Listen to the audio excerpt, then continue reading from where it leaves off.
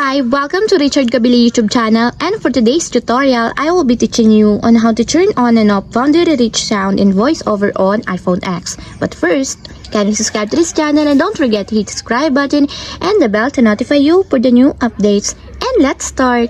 Using your iPhone X, from your home screen first, go to Settings.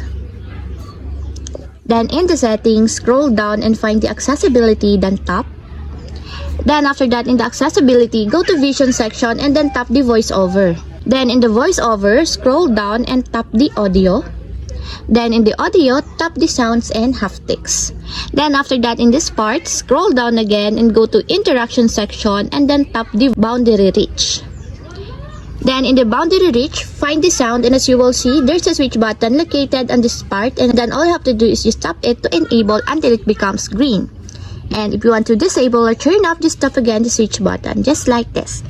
And that's it, we have successfully turned on and off boundary reach sound and voiceover on iPhone X. If you have a question, can comment down below, and don't forget to hit the subscribe button and the bell to notify you for the new updates. And thank you for watching!